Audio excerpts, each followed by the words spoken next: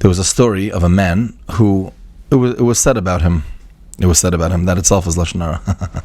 There was a story of a man whose every conversation included Lashon Hara. Every conversation he ever spoke. He spread rumors about innocent people, and he caused them immeasurable harm. Anyways, one day, his conscience got the best of him and influenced him to do tshuva. He ran to his Rebbe crying terribly, and he said, all of my life, I have been speaking Lashon Hara. All of my life, forbidden speech, evil speech, this, that, everything. And I want to do tshuva. I want to do tshuva. Tell me to do whatever I need to do, and I will do it. Fasting, giving tzedakah, giving a lot of tzedakah.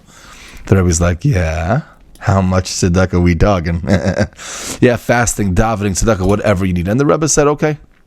Even though Lashon Hara is one of the worst averos, none of these methods that you're saying are going to be necessary. So I'll tell you what to do. What you're going to do is you're going to fill a bag, and you're going to put feathers in the bag, and you're going to go to all the people that you ever spoke Lashon Hara to, and you're going to put one feather outside their house, and when you're done that, come back to me. The guy's like, huh?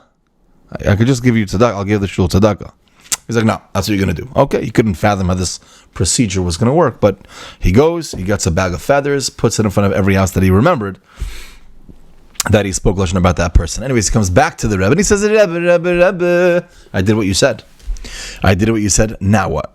So the Rebbe says, now go back to every house, and I want you to pick up every feather that you put there. Okay? Go pick up and give them all to me. The man left to fulfill what his Rebbe told him, and he came back very disappointed. He said, it's impossible. Every single feather is gone. It was all blown away in the wind. So what do I do?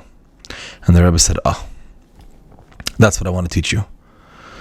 This is the terrible, terrible devastation and destruction and ramifications of Lashon Hara. As much as you want to do tshuva, there's a limit of how much we could really fix. Not in every situation, but in many situations. The damage is done. The word has spread. This is the power of Lashon Hara. This is the power of your words. What do you see from the story? You see from the story that the damage of Lashon Hara cannot always be eradicated completely. Because what you said, the business is closed. You could do tshuva, you could go back and apologize, you could get forgiveness, but in the end of the day, the business is shut down. They're divorced. He was fired. The pain is there. So even after the speaker regretted everything that he regretted, all of his actions, everything, and he wants to make amends, he wants to, all that evil that I did, I want to fix it. In the end of the day, I mean, for sure we have to do tshuva, and we're for sure there's a kapara, something, right? We don't give up hope on anything ever. But in the end of the day, there's still things around, there's still things there. In many stories, in many situations. So too, the same thing over here. The snakes are still going to be around because what you said happened. It's there. That's it.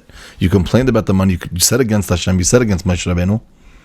Even though Klal Yisrael regretted their action, says the Chaim, this is the lesson. The snakes are going to stay. Yes, of course you want them to go away. But they're going to stay. Now, they're not going to kill you because you have that copper snake to look at. But just remember that the things that you say while sitting by your pool are just stam schmoozing. You didn't mean anything bad. Sometimes the devastation could be terrible. Terrible. And yeah, you could take back a little bit maybe. You could ask forgiveness. Okay. You could comfort the person. But very, very often the damage is done. Rabbi say, what do we learn from here? And why is this negeh for now? The answer is that we're in the beginning of the summer. That's why.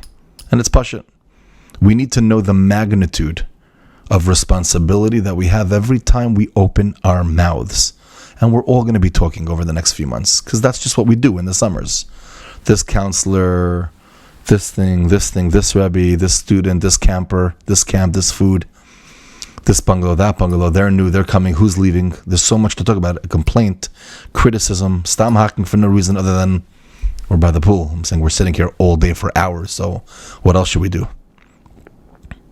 Why didn't this shidduch work? Why didn't that shidduch work? Let's talk bad about people. Not because we're bad people, not because we're malicious. I'm sure none of us mean bad, but in the end of the day, we have to remember the devastating effects that we can have if we're not careful.